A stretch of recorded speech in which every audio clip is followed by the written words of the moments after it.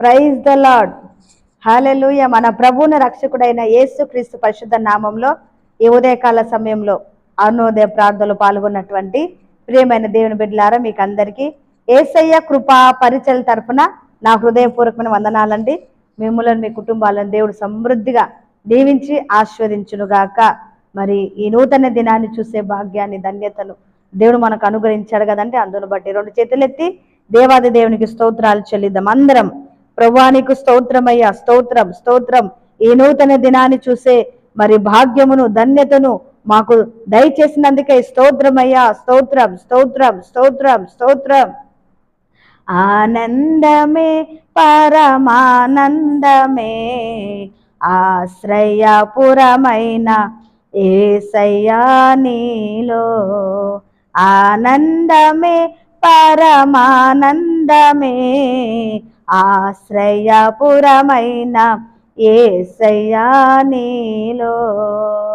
ఆపత్కాలములన్నిటిలో ఆదరించిన అక్షయుడా నీకే స్తోత్రము. ఆపత్కాలములన్నిటిలో ఆదరించిన అక్షయుడా నీకే స్తోత్రము. ఆనందమే పరమానందమే ఆశ్రయపురమైన యేసయ్యా నీలో. ఆనందమే పరమానందమే ఆశ్రయపురమైన యేసయ్యా నీలో. ఆమెన్. హల్లెలూయా. ఈ దినమంతటికి కావాల్సిన కృప కలుగును గాక. ఈరోజు తలబెడుతున్నటువంటి ప్రతి కార్యాలన్నీ కూడా సఫలమవును గాక.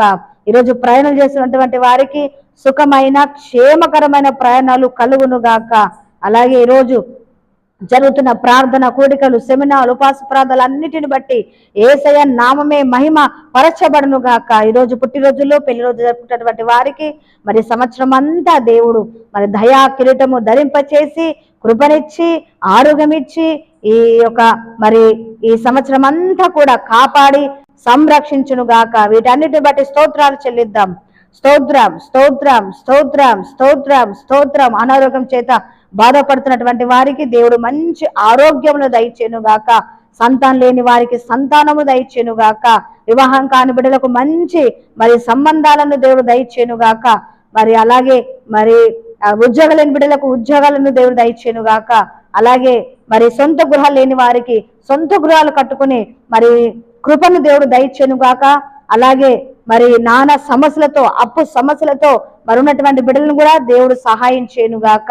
అలాగే దైవసేవకుల కుటుంబాన్ని బట్టి, వారికి ఇచ్చినటువంటి పరిచయను బట్టి, మన దేశం బట్టి, మన దేశ నాయకులను బట్టి, అలాగే మరి యుద్ధాలన్నీ కూడా ఆగిపోయి మునుపటి సమాధానమును మరి దేవుడు దయచేయనట్లుగా యేసే కృప పరిచయను బట్టి, దేవుడు మాకు ఇచ్చినటువంటి సంఘ బిడ్డలను బట్టి, సహకారులను బట్టి, ఈ దినదాసుల కుటుంబాన్ని బట్టి స్తోత్రాలు చెల్లిద్దాం.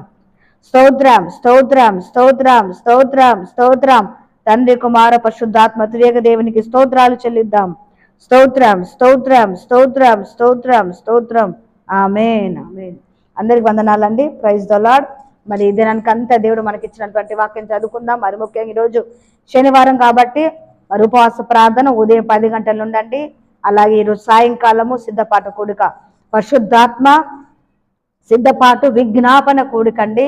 అలాగే మరుసటి రోజు ఆదివారం కాబట్టి మట్టల ఆదివారం స్పెషల్ సండే కాబట్టి మరి మట్ల ఆదివారపు ఆరాధన ఉంటుందండి. సమయాన్ని గుర్తుపెట్టుకోనండి. ఈ రోజే కనుక ఛానల్ చూస్తున్నటువంటి వారికి మరి రిక్వెస్ట్ ఏంటంటే మరి మా ఛానల్ సబ్స్క్రైబ్ చేసుకోనండి. సరే అండి, మంచిది. వాక్యంలోనికి వెళ్ళిపోదాం. కీర్తనల గ్రంథము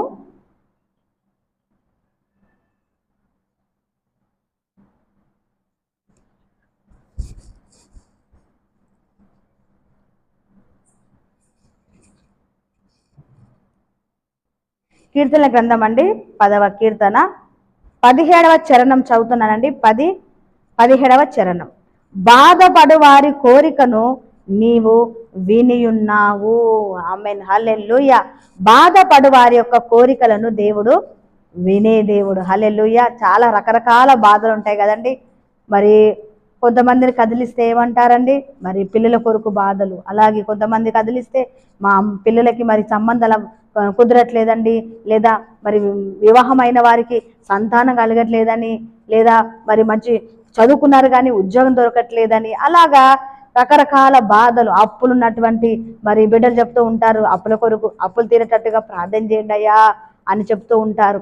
రకరకాల, మాకు సొంత గృహం లేదండి, ఎన్నో సంవత్సరాలుగా వాళ్ళ సొంత గృహం కొనాలనుకుంటున్నాము, ప్రార్థన చేయండి అమ్మా, ప్రార్థన చేయండి అన్న అని అలా కోరుకుంటూ ఉంటారు. కదిలిస్తే మరి చాలా బాధలు ఉంటాయి కదండి. అందరూ బాధలు లేని వారంటూ ఎవరు లేరు. గొప్పవారికి వారికి వారి తాహకు తగ్గట్టుగా బాధలు, పేదవారి కూడా బాధలు, అందరికీ బాధలు ఉంటాయి. అయితే మన దేవుడు ఎవరో తెలుసా అండి, బాధపడే వారి యొక్క కోరికలను ఆయన వింటాడు. ఒక తండ్రి వచ్చాడండి ప్రభు దగ్గరికి పరుగున వచ్చి మరి ప్రభు ఎదుట ఆయన పాదాల ఎదుట సాగిలపడ్డాడు.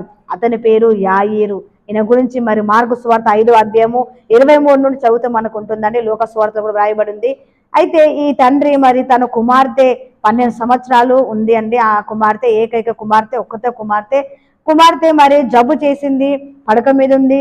అయితే ఎవరు చెప్పారో తెలియదు. మరి ఈ వ్యక్తికి పరుగున ప్రభు యొక్క సన్నిధికి వచ్చి మరి ఆయన పాదుల సన్నిధికి వచ్చి సాష్టాంగ పడ్డాడండి. సాగిల పడి, ప్రభువా అయ్యా నీ గురించి నేను చాలా విన్నాను, ఇదిగో నా బిడ్డ మరి చావు సిద్ధంగా ఉందయ్యా, ఒక్కసారి మా ఇంటికి రండి అయ్యా, నీ హస్తము మరి చాపి ముట్టి స్వస్థపరిచయ్యా, ఎంతో మందిని బాగు చేస్తున్నావు కదా, ఎంతో మంది వారి స్వస్థత నందుతున్నారు, ఎంతో మంది బాగుపడుతున్నారు, తండ్రి మా ఇంటి కూడా రండి అయ్యా ప్రభువా అని వేడుకుంటూ ఉన్నాడు. బాధని వ్యక్తం చేస్తా ఉన్నాడు, అతని కోరికను వ్యక్తం చేస్తా ఉన్నాడు. అయితే అట్లా చెప్తా ఉన్నాడు. కొంతమంది వ్యక్తులు ఇంటి దగ్గర నుండి వచ్చి, యజమాని ఇదిగో నీ కుమార్తె చనిపోయింది, బోధకుని ఇంకా ఇబ్బంది పెట్టకు అని చెప్పినప్పుడు ప్రభు అంటాడు, నమ్మకం మాత్రం ఉంచు అని చెప్పి యాయీరుతో కలిసి ఇంటికి వెళ్ళిపోతాడు. ఇంటికి వెళ్ళాడు. వెళ్ళగానే దారిలోనే ఉన్నాడండి, ఇంకా లోపలికి వెళ్ళలేదు.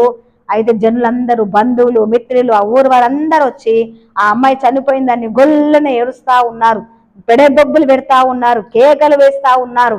అయితే ప్రభు మరి ఆయన్ని బయట నుంచోబెట్టి పేతురు యోహాను మరి అమ్మాయి ఉన్నటువంటి రూములోకి వెళ్ళి మరి తలితాకుమి లే అనగానే మరి ఆ చిన్న కుమార్తె లేచి మరి కూర్చుందండి. ప్రేమ దేవుని బిడ్డలారా, బాధపడే వారి యొక్క కోరికను ఆయన వింటాడు. ఏ బాధలు ఉన్నారు ప్రేమ దేవుని బిడ్డలారా, మన దేవుడు ఎంత గొప్ప దేవుడు అంటే, నువ్వు బాధలు ఉన్నావు కదా, సన్నిధికి వచ్చి మొరపెడితే, నువ్వు మరి ఏదైతే కోరుకుంటున్నావో అది వ్యక్తపరిస్తే, అది దేవుడికి చెప్తే, మన దేవుడు తప్పకుండా మన కోరికలను యావత్తు మరి తీర్చే దేవుడు. ఈ తండ్రి యొక్క కోరికను తీర్చాడండి. ఆ బాధను దేవుడు తొలగించాడు.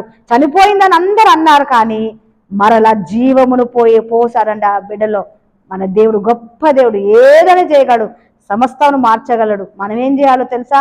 ఆయన సన్నిధికి వచ్చి మన బాధనంతా వ్యక్తపరిచి కన్నీరుగాచి ఉపవసించి ప్రార్థన చేసినట్లయితే దేవుడు అద్భుతాలు మన జీవితంలో కూడా జరిగిస్తాడు. అటు కృప దేవుడు మనకు అనుగ్రహించును గాక.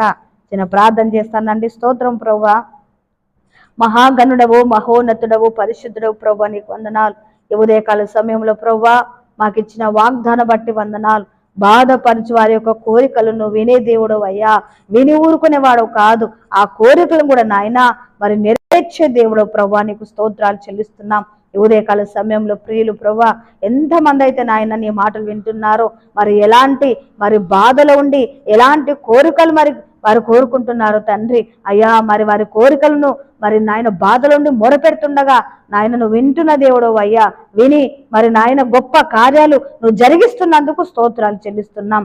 నాయన ప్రతి బిడ్డను దీవించండి, వారి యొక్క నాయన ప్రభు కోరికలను సిద్ధింపచేసి అద్భుతాలు ఆశ్చర్యకార్యాలు జరిగించమని ప్రార్థిస్తున్నామయ్యా. దినమంతా నీ కృప కాపుదల నాయన భద్రత క్షేమం మాకు అందరికీ దయచేయమని యేసు పరిశుద్ధ నామమును బట్టి ప్రార్థిస్తున్నాము తండ్రి. ఆమేన్, ఆమేన్.